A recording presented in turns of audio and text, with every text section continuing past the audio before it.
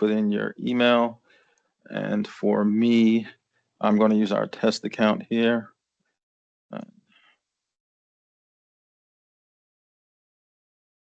Once we do that, that's all you have to do to log in once you have your SSO. So that's fairly easy. This is the landing page for where you should end up once you've actually logged in, and then you would just simply click on eIRB.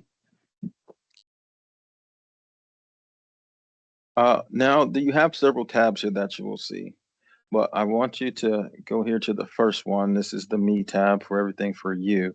And we have what is called Start an X form. X forms are the same thing as what you would call an application. So once you hit the Start X form button, here we have the initial application.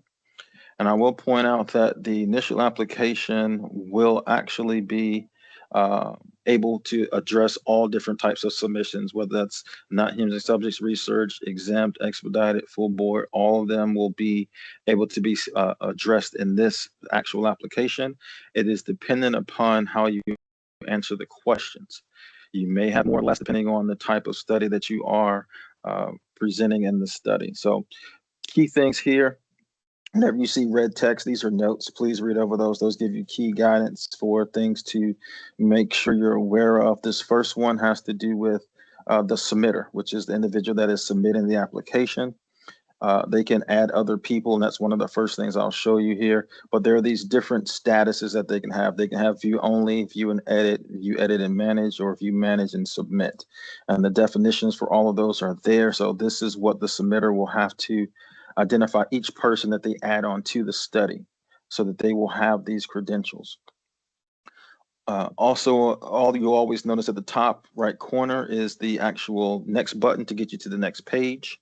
I'm going to scroll down to the bottom. There's also a next button at the bottom as well. If you don't complete a page, you can always just hit save for later. So it will save all your work. Now, in line with that, when it comes to just doing that, you have the first page, which is the first thing for everyone to work through what they need for the application. But these are all of the other possible pages. If you hit the down arrow next to project information, these are potentially all the other pages. And if you know you need to add this information and you want to start there or jump around, please feel free to do so. But now we're going to get into this actual situation here. I'm going to make this a really short application, and we're going to insert an investigator. So I'm going to just pick someone from the staff here.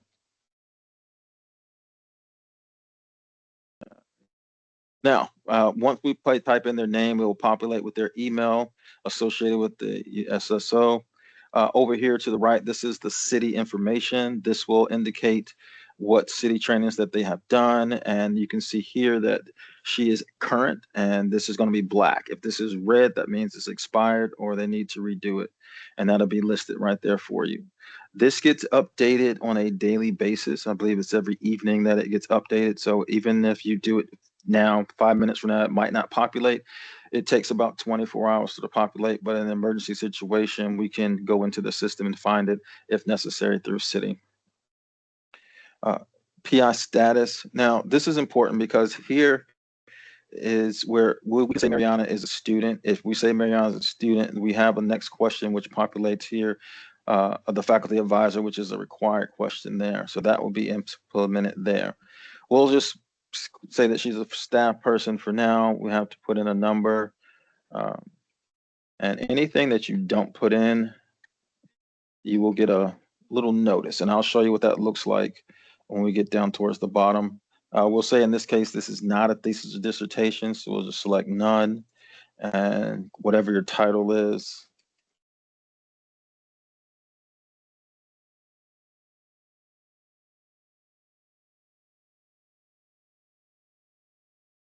got to tell us a little bit about the study, a couple sentences here. I'm not going to make it really onerous by adding a lot of content here, so I'll just put something in.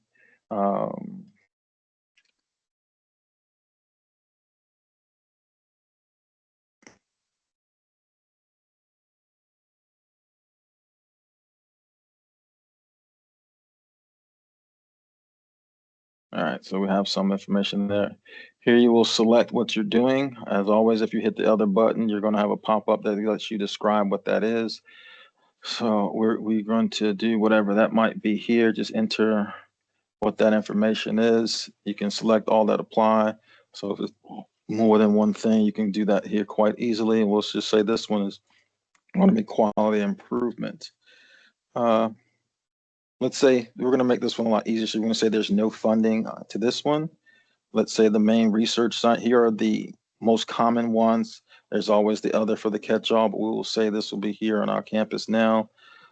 Multi-site, we're going to say no. We'll come back and show what happens when you change that one later, because that's important for multi-site studies, and I want to make sure I can show you that as well. No reliances in this one. No VA.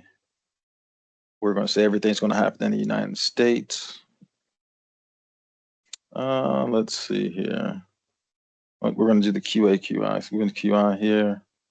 We can do both. We'll do both of these, see what happens there. We'll say this is not a systematic investigation here. And let's see, we have, I will say it's not contributing to generalizable knowledge. And moving along, let's say they're not working with individuals or specimens. There's no FDA regulated stuff here. So these questions are all related to FDA questions or drugs, Eric, devices. Sorry to interrupt. I would add for that part that those questions need to be filled out if you're only doing a non-human subjects research determination. Then once you fill out all those questions to determine whether it's an HSR, a bunch of the rest of the application will go away. That makes sense? Yeah. Okay. Thank you, Christy. I appreciate that feedback.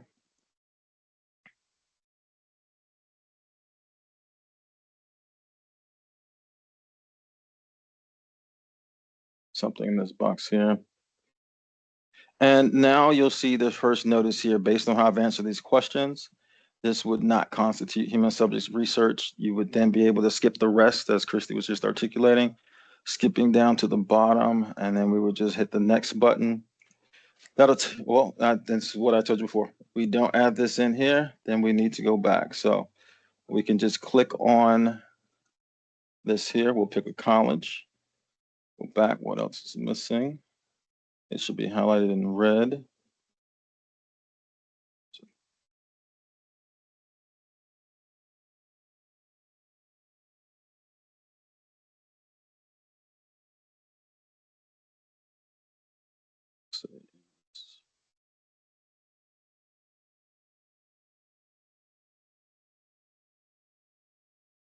None of the above for other groups.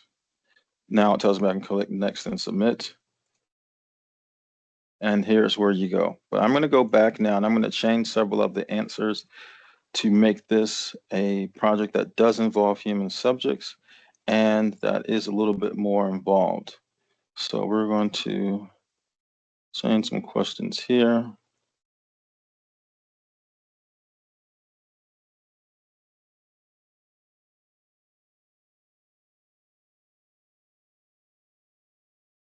We're going to say now that it's funded. Now, when it's funded, we just have to select whichever one it is, and then you have the attachment button to attach that information. Simply select files here. Once you've done that, I'll just find an attachment here. And you can also drag and drop and then just hit the attach button. And now we have that's attached, and that's the same throughout the entire document, that same process for attaching documents. We're going to change the research site here. And let's say we're going to do it there. We're also going to say it's a multi-site project. Let's just give it another name. Red University. No one was doing that. Still no VA stuff. Everything's going to stay in the US for this one. I'll deselect these.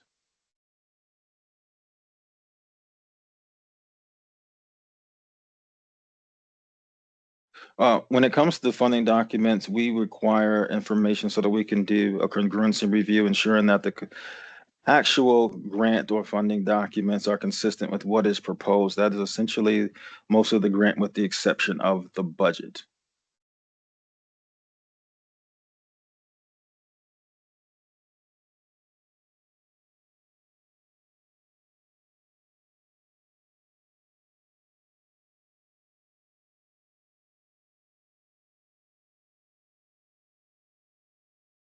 Now we're going to say that this is a systematic investigation. We are contributing to generalizable knowledge.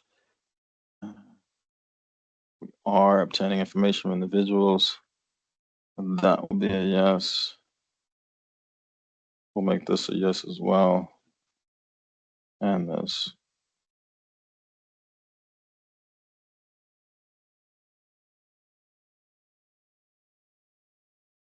And while it's thinking, it's adding some additional questions for us here. This is the outside activities disclosure. If you are a faculty staff, you can use the portal here and upload that. This will take you straight to that area. If you are not, then you say you're a student or outside individual that doesn't have the access to the portal. This is the link to the actual application that you will have to complete and then attach that here. And that's where you will upload it by using the same process I showed you earlier for the actual uploading of attachments.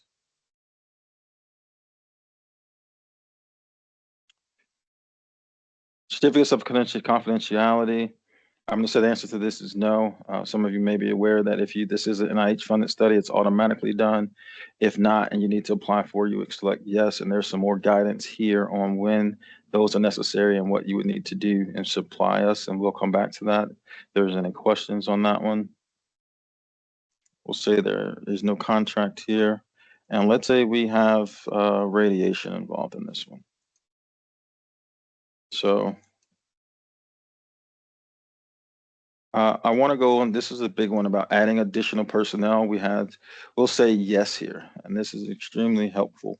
Again, we have a keynote here to click save after each one. So I'm going to add someone else from the office here on the project. And again, we have all of our city stuff popped up. That's been good. And we'll give her a role. Just put that down arrow there. Let's see, research personnel. And if there's anything additional to be added, we can put that there. And that time we would add additional people from within the institution. If there's more than one person, then you would just add the others in the next slots down below them. Adding individuals from outside of the institution, that's where we would go here. The answer to that is yes. Then you would enter their information. I'll just make someone up here. I think it's also important to point out that if you're adding multiple people, you do need to click that save button at the end of each line. Yes. After you add one person, you need to click save and then go on and add the next person to that table.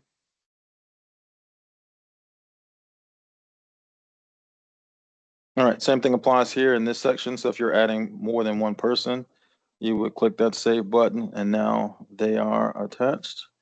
External collaborator document required. So here it lists the types of documents that would be necessary here, the city training for the outside individual. I'm just going to go and grab my file.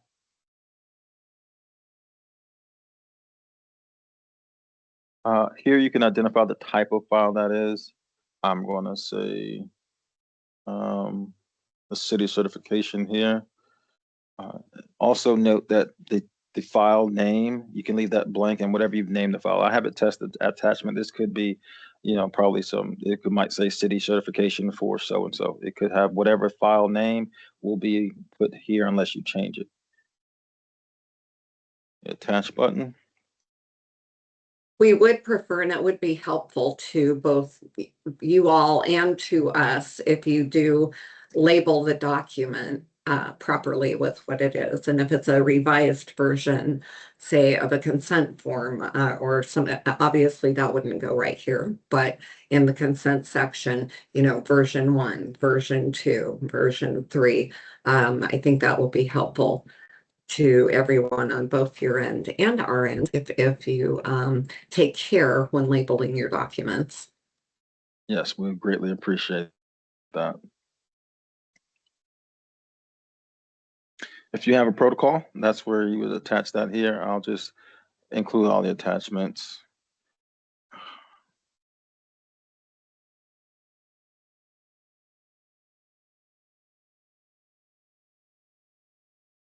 Brief summary here. I'm not going to do too much. It's optional if you have any materials here. You can just use the same attachment process with attaching them. We'll say there's no deception here in this study. Or if you did select yes, then you would have to answer the additional questions justifying how you're going to use the deception, the disclosure necessary, and your debriefing process. But we'll say no for this one. How you plan to analyze the research here. Where will it be done? UTRGV lab.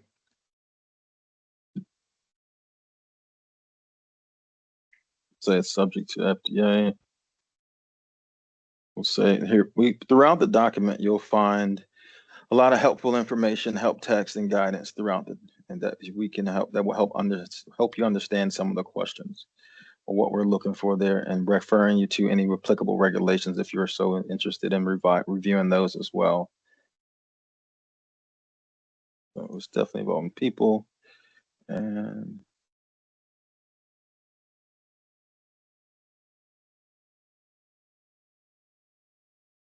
now for those, when the clinical trials involved, there's the start number through the clinical trials office. I'm going to make up the number here. Typically, they would issue that to you once you submit to them, and you would just insert that number there.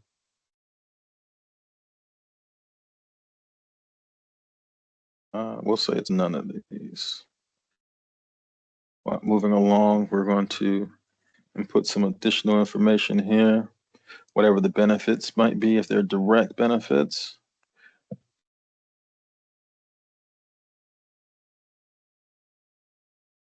Same thing here, whatever you expect here.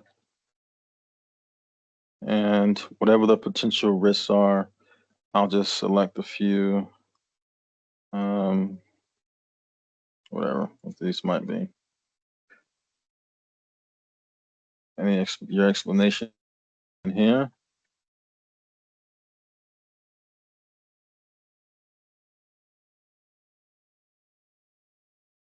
How we're going to minimize those risks. We will do what?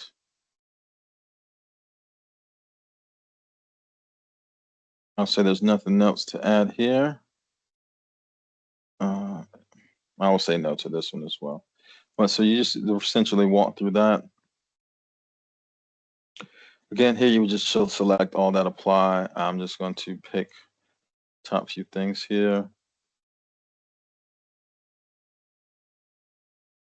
How will it be? It will be, let's say it's going to be unlinked. How will you store it? Let's say it's going to be coded. Entering the question, who, PI, doctor.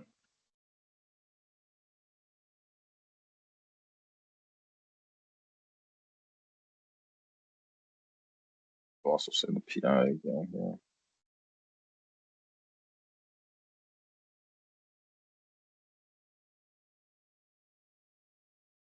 Protect it. Be well.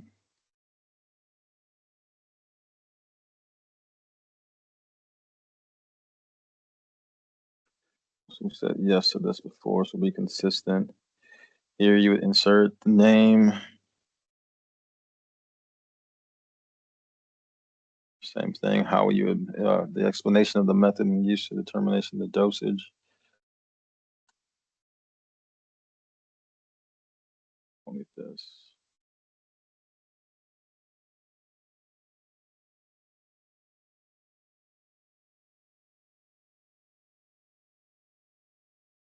It's fruits.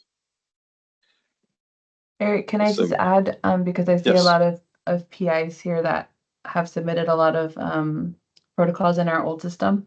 So first, this page will only populate if you click a certain variable at the top, but if you click no, and if you have an exempt study that only has surveys or interviews, then this information will not pop up at all. So that's the first thing. And then the second thing is that you might recognize a lot of the same questions from the old system. So we didn't reinvent the wheel or anything. We did make some clarifications along the way. But this new format, this new platform has everything in a much more contained view or format, so that you won't have to be clicking on extra attachment links or pop-up windows or things like that. So I think that's one of the benefits of this system. Yes, thank you, Jillian. And again, this is just an example. The first one I went through didn't have any FDA regulated questions that were answered, so none of these questions populated. I'm just going to the other extreme to show some of the different questions that will pop up based on your responses.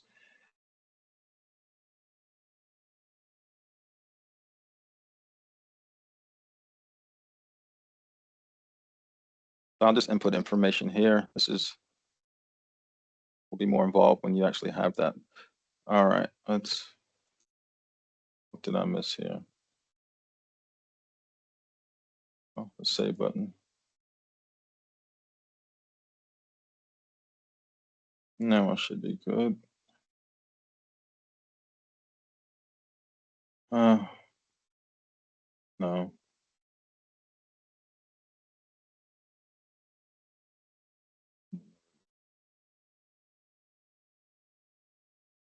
Samples, let's say yes. Additional questions, yeah, there we have just what Jillian was articulating. Depending on how you answer the question, additional questions will evolve. And no, you move on without having to address that. Again, if there's PHI, more questions will pop up with the yes and no. So here is, I'll have to answer this one next and then submit. So essentially, that's how applications are completed. I tried to walk through different scenarios in which you would involve different types of questions to address those. I thank you guys for answering those questions in the chat. Are there any other questions that I need to address before we move on?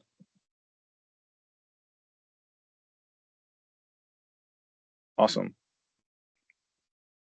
I'm going to go back now and here. I'm going to go back to once you log in, you should end here in your actual landing page.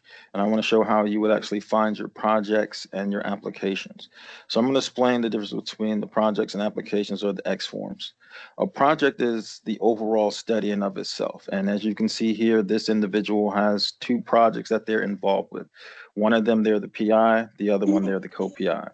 Off to the side here, you might be involved as a faculty advisor as well. So there's different statuses that you will see here about what your actual project is and your involvement. And then you would simply click on it and it will open whatever that study is. So this study. There's a test case here for that one. Now, going back, if you want to actually look at the actual applications or your X forms, you would click on me and they would actually populate here. So that's how you would find your applications and also your projects in the system. Now, what I would like to do is show you about, I didn't go into reliances. So let me go back to the application. I'm going to go back and let's go. Let me just drop here, general information.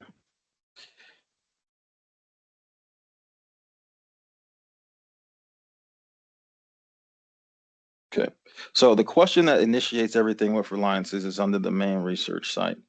And once we do that, then the other questions will populate for reliances. The name of the external eIRB, we'll say top. And just to clarify, so in this example, Eric, this is for somebody who wants to work with another university that already has a study approved and wants our eIRB to rely on their eIRB rather than us conducting a full review. And so The process in the past has been that you email us and we kind of go back and forth telling you what we need, but now you're going to be able to tell us that you want to do a reliance through the system. And what follows from that is that all the reliance documentation will then live in the system too. So you'll have access to it, we'll have access to it. It's been a manual process for a while. So for those of you that do collaborative research with people outside of UTRGV, this is going to be a really nice pathway for you to request that we initiate a reliance agreement. Yes. Thank you, Christy. You're welcome. I have a question related to the question in the chat about the old IRBs that are already closed on the previous system. What do you recommend that we download on that system? Because I haven't had this experience yet, but I anticipate. So, you know, when you publish an article, they often ask for documentation that you have IRB approval for that study. And if we're not going to have access to the old system, what do you recommend that we download on existing, you know, IRBs that we have in the previous system that would be closed, just to document that we have the IRB approval? Yes, I we would do have- document, or go ahead, Eric, I'll let you take it. We Sorry. have a guidance document on the IRB website now, and that has gone out in several of the notices that list the directions for how to go into Ticket Lab before it closes and download your application and all your associated documents, which would include your approval letters from the IRB. Thank you.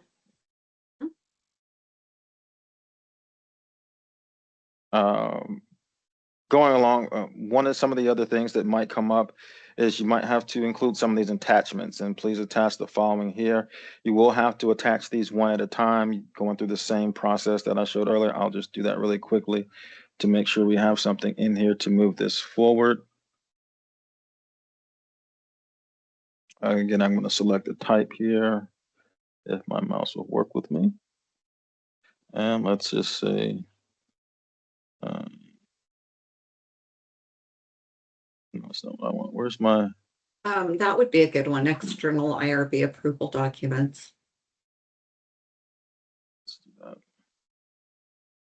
Because when you are asking us to rely on an external IRB, you can see that list of documents there. Please attach the IRB approval letter, a copy of the approved application, the approved materials, what reliance agreement they want to use, all of those things. So.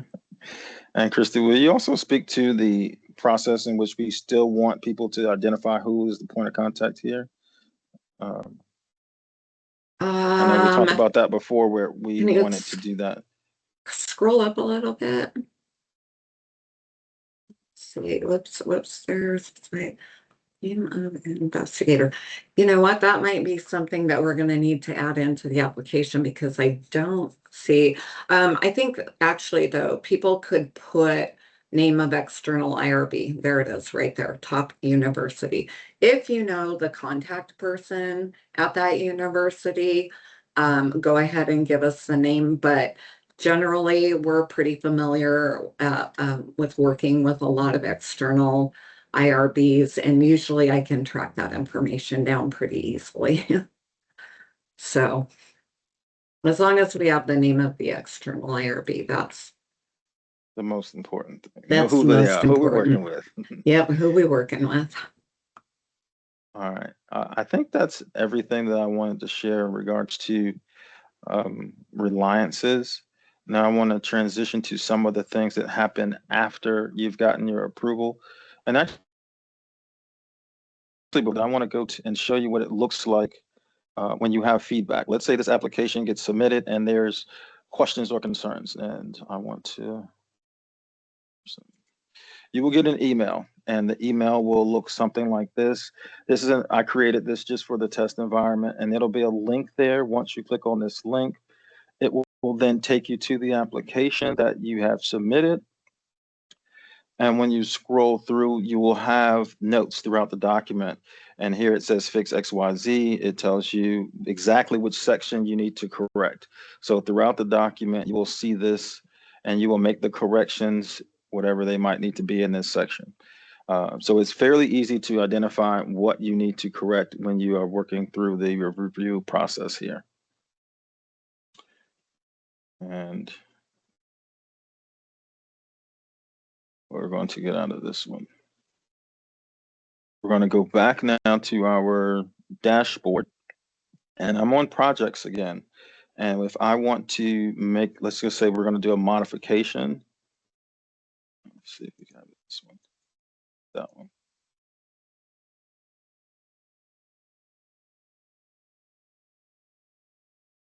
So we'll click on the project. We'll go to start. It's not there. Let me refresh.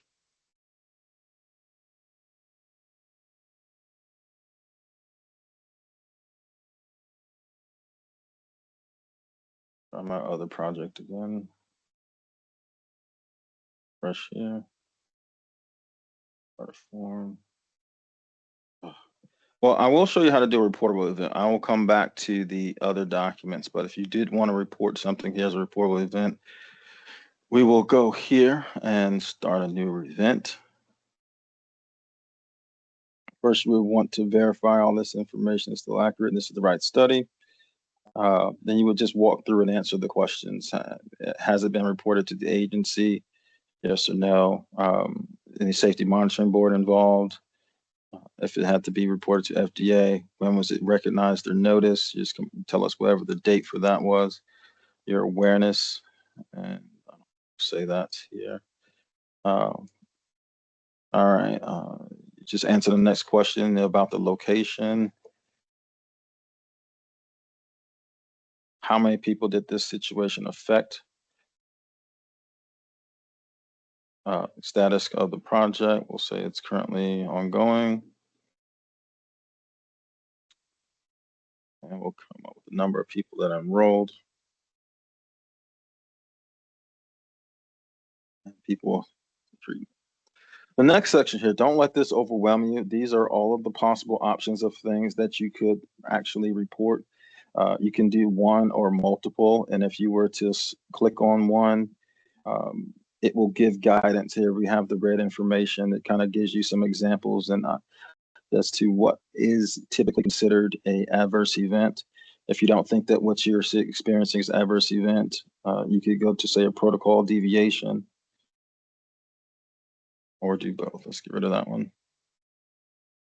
Same thing here, whether you have a potential protocol deviation, we have the guidance for you as well. And then you would just select that, or if you think it's both. For this example, we're going to say, it's an, well, let's just do an, we'll do both and we'll just walk through it. We'll say no to, I'll say yes to this one.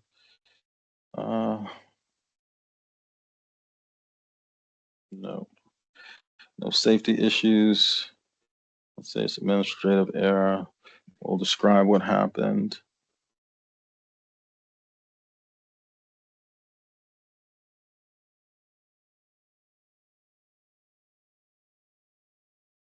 Say no to that. Possibly yes to this. It's a possibility they had issues with privacy confidentiality. We'll say no here. So essentially you walk through the application answering all the questions. Also, if it doesn't apply, you can easily just do the NA here.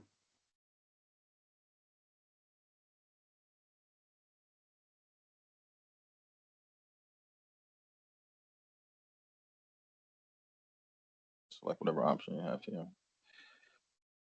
Now, successfully answered all the questions, and then it's just the infamous next and submit. So we will just hit the next button here, and then you will see the next screen, submit.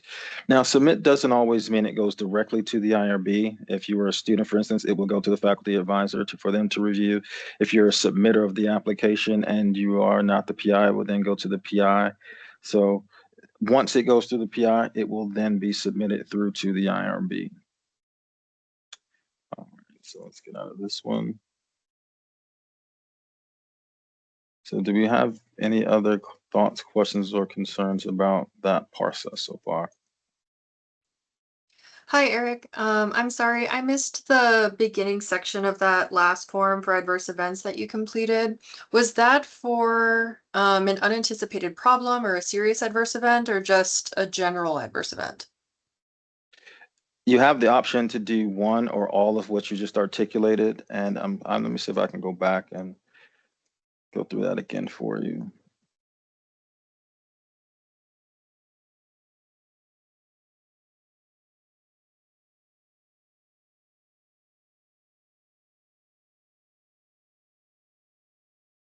Here, what type of event are you reporting? You can do all of those different options or one of them. Okay, so in a trial, I mean, is it expected that every time a trial has an adverse event, not serious or not unanticipated problem, that study teams would be responsible for reporting it in the IRB system? Or is there a separate form, maybe at, continuing review or something like that, where adverse events would be reported in like a collective manner?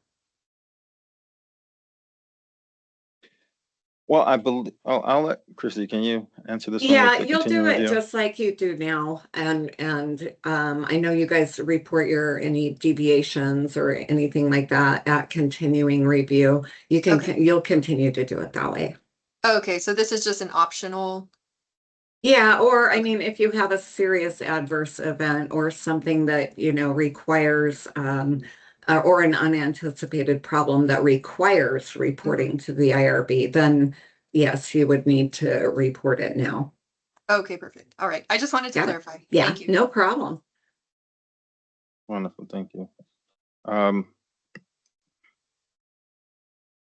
going to shift gears to a slightly different view to show you how to do the other forms. So let me shift gears here. 2 seconds.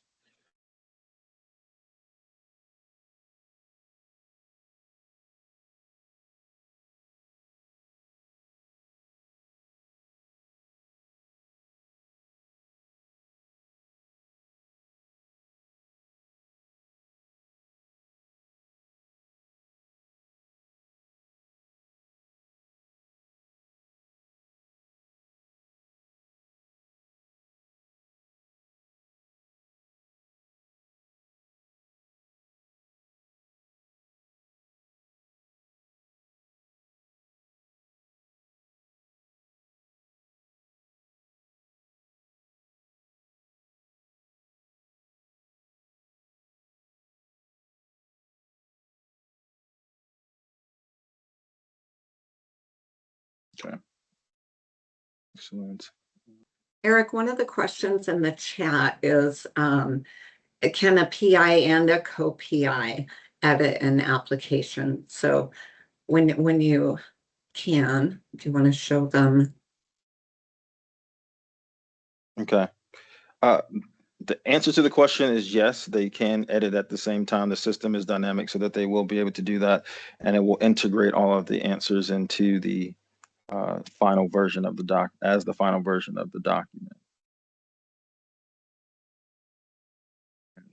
Anything anybody else would like to add to that? Or I think it's pretty straightforward.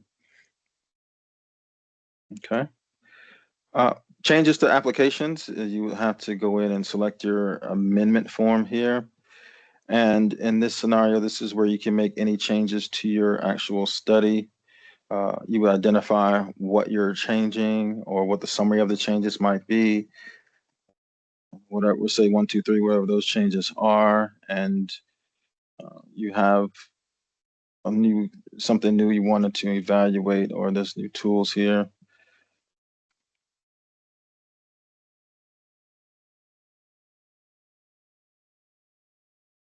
Let's say, you're also going to have to change your consent form because of your changes here. And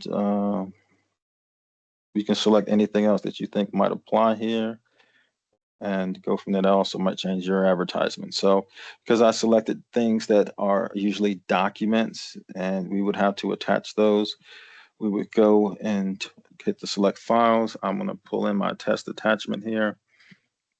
And let's say this is going to be the file type. It should be my consent form. And I'm going to click attach. We are good to go. And we have subjects already enrolled. We'll say the answer to this is yes. And we'll say they need to be reconsented. Provide the plan for how you would do that. We will. I want to just point out another kind of cool feature here. As you can see, Eric said he was uploading a consent form. And if you look at where it says test attachment to ... it graded it, or it rated it to tell us what grade level it's written at. And that's super important. As you know, consent forms could be overly complicated. And so that's kind of a neat perk in this system, is that it will tell you what grade level your consent or assent form is written out. That's just a really neat feature. Essentially, that's all you have to do for your amendment. You describe what it is, attach any applicable documents, answer these questions here, and then it's simply a next and submit. So any questions about an amendment application? Awesome. I want to now shift gears, and we're going to look at an actual continuing, we'll do a continuing review. And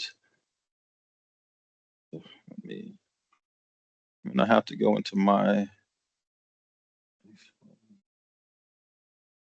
let me get out of here. So I'm gonna have to stop sharing so I can get to my options at the top of the screen. I hate when that happens.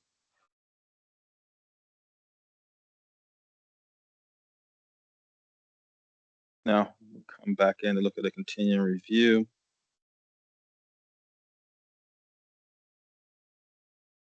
All right.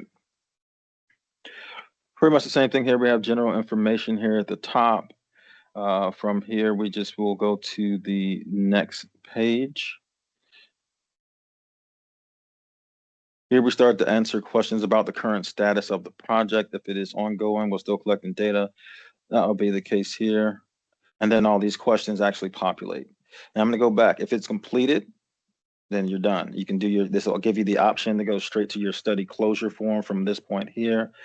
And also, and for de-identified data analysis being ongoing, those two will give you the option to close the study instead of doing the continuing review. But in this case, we'll say that the study is ongoing. So we're going to click this one. We'll answer all of the questions here that come up. We need to attach the current consent form that we're using. So I'm just going to go in and pull up my attachment.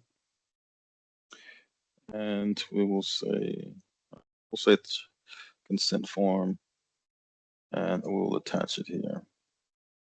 We'll say there's no drugs or devices in this one. We'll say that, well, let's say there are identifiers. It's possible we can have some identifiers. No one has been removed. Let's say the funding has not changed. There have been activities since the last date. Things are going on. We provide a summary of what's going on.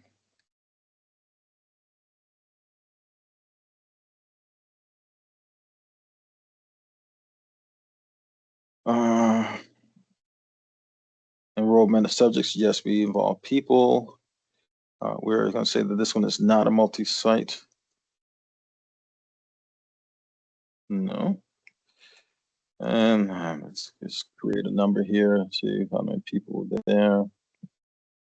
Let's say we did have some people that withdrew. If they did, we would just indicate how many and when. 1, 2, 2 there. Summary.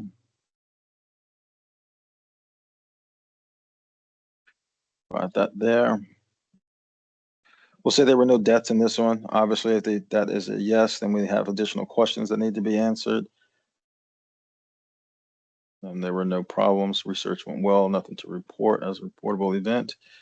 But again, if this is a yes to this question, then we have some additional ones here. And definitely, if we have this one here, we have additional questions to explain what happened. But we're going to say no, move the application forward. And we need to answer this question first. There were no deviations. We went according to protocol with this research. Say that no to this one. Summary of what's going on.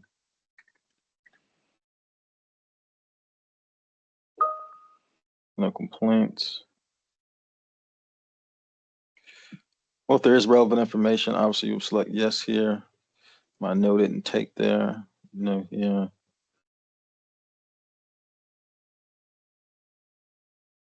Now that we've done that, that is the actual application for a continuing review.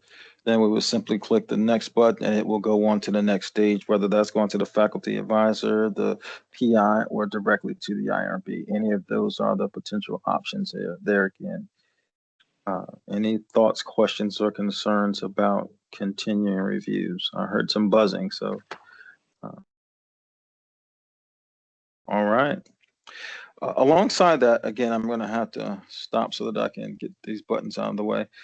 We do have the annual check-in process now, and essentially that is for studies that are exempt or studies that are expedited, that don't have expiration dates. So those will happen annually, and it's a relatively painless process. And the main thing is just for us to know, is your study ongoing, and if there've been any changes to it since it's been approved. So here you'll have your project information, and then you have just a couple of questions to answer. And if it's completed, then you're done. We will close the project out. If you're still doing the research, we will say yes here. Well, this is what the status is, and there were no changes. And important to note, you will get a notification, because this is a new process. We haven't done annual check-in before. And so what ends up happening is we end up with, 1,000 studies that look like they're ongoing, but maybe they've been done for 2 years or whatever. And that, creates a lot of clutter in our records and in our systems. And so we're implementing the annual check-in process starting with this new system. And so you'll get a notice 90 days before, 60 days before. No, wait, I think we just did 60 and 90, Yes, or 60 and 30. I'm sorry. Yeah, for the check-in. And then you'll get another notice 2 weeks before. And then on the day that it was due, if you haven't sent it in, it's going to send you a notice and say, if you don't submit this annual check-in, we're closing your study in 2 weeks. And the system will automatically close your study if you don't complete the check-in. So very important that you do it. But, again, it's just a couple of questions that you'll need to answer. And then one more thing about the annual check-in, right? This is just for us to know that the study is still ongoing. So if your study has a continuing review, you won't be doing annual check-in. You'll keep doing continuing review, just like always. But otherwise, we're going to do a check-in once a year. However, if you've submitted an amendment, we're going to consider that a check-in, that your study's ongoing, and we'll push that check-in date out a year from so it's basically a year from the last activity on your study, not necessarily a year from the date that your study was approved. So maybe you got it approved and then a month later you submitted an amendment, that the check-in date would move to be a year from the date that you sent in the amendment. So hopefully that makes sense. Yeah. But we're not going to make you check in and tell us it's still ongoing when you just sent us an amendment 2 weeks ago. Very clear. So that's all for the, the annual check-ins. The last thing is a closure report, and then we can open it up for questions here. Give me 2 seconds here.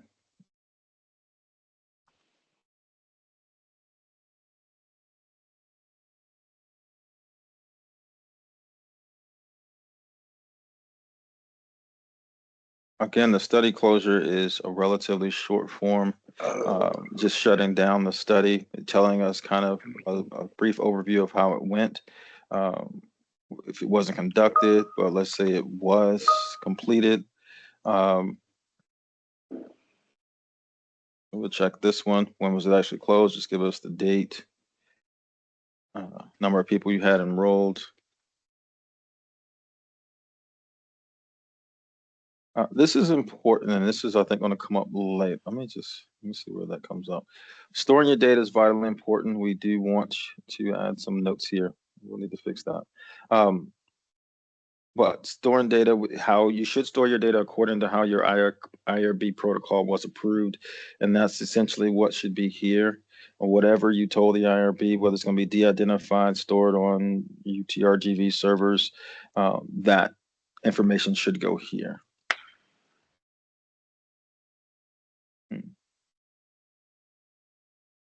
All right, let's say the data, let's say no. And no problems there.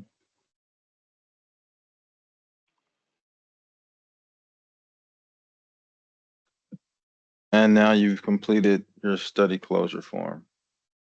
So that is a quick overview of the different comment applications, the initial applications, which covers all aspects of your projects that you would submit, regardless of whether it's full board, expedited, exempt, or not human subjects research. We've gone over adding personnel, collaborators, both internally and externally, attachments. We saw that several times. We walked through reliances and also how we would modify a study, continuing reviews, annual check-ins, reportable events, and closures. So I want to open it up to any additional questions, thoughts, or concerns people may have.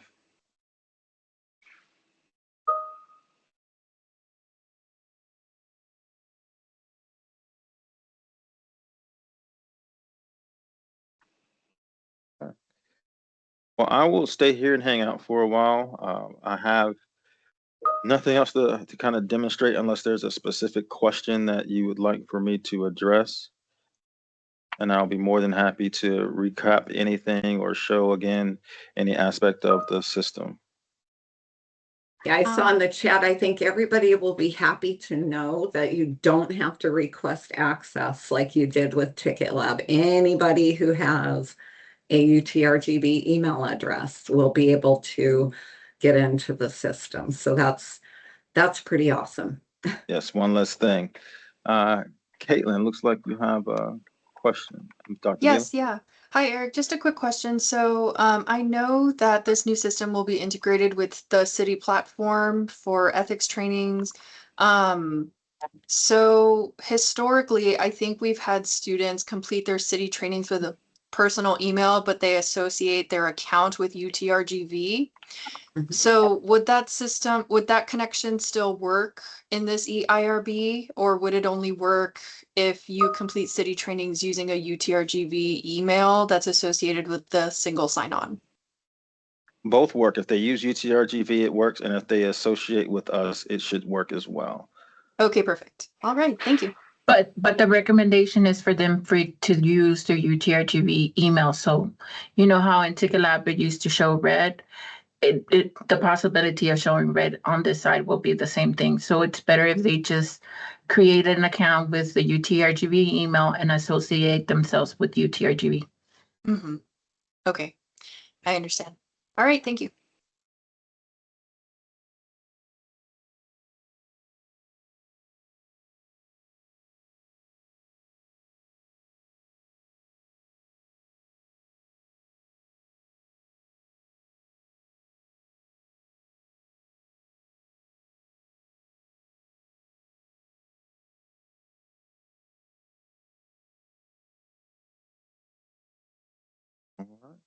Okay, Well, I'm gonna thank go all of ahead you and for jump joining. off. Yeah, Yes, I was I'm gonna just say, I'm going to gonna go say try and that. get some of those studies reviewed.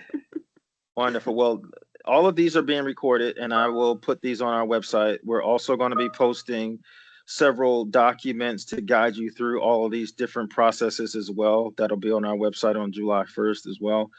Feel free to reach out with any particular questions you have related to anything you've seen today or what you anticipate you'll be doing in the future. Myself and the eIRB team are here to help you with the transition and moving forward in a system that I think you will find much better and user-friendly overall. Thank you for coming. Thank you. Thank you. You're very welcome. Eric, do you want to stop the recording? Yes, let me stop that. Thank you. Thank you. There's no need to sign in, correct, for this